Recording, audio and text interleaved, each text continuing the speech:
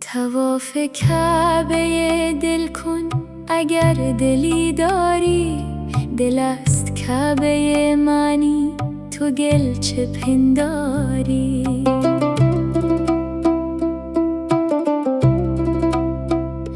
طواف کعبه صورت حقت بدان فرمود که تا به واسطه آن دلی به دست داری.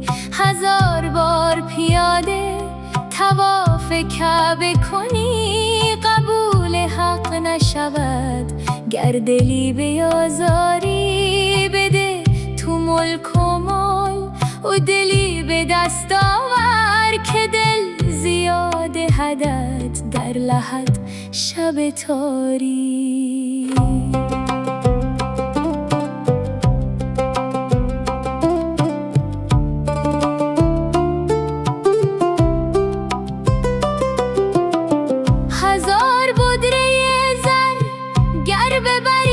حضرت حق حقت بگوید دلار اگر بماری، که سیم و زر بر ما لا شیء است بی مقدار. دل است مطلب ما گر مرا طلب کاری.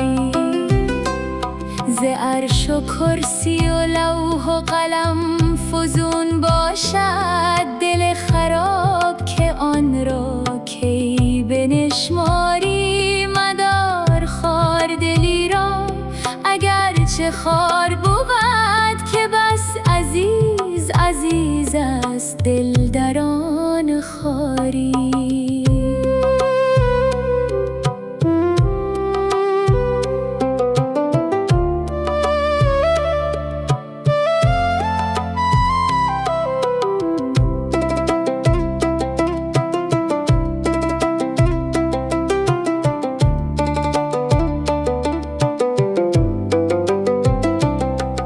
خراب چو منظرگه اله بود، زهی سعادت جانی که کرد معماری.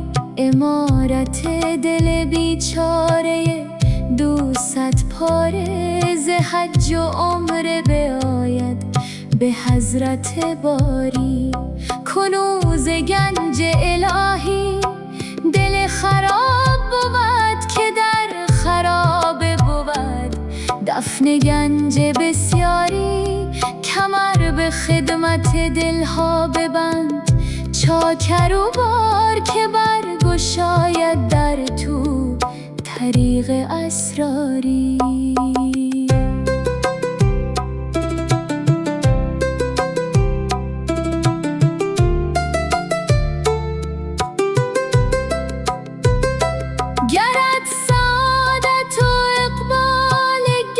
مطلوبت شوی تو طالب دلها و که بگذاری. چو هم عنان تو گردد عنایت دلها، شود ینابی حکمت ز قلب تو جاری.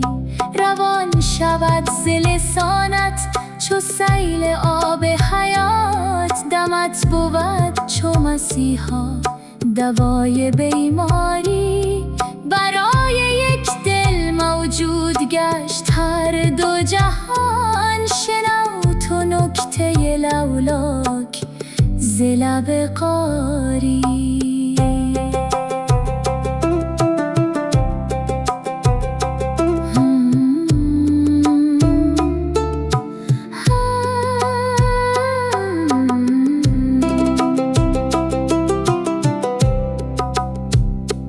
وگرنه کون و مکان را وجود کی بودی، ز مهر و ماه و ز ارض و سماع زنگاری.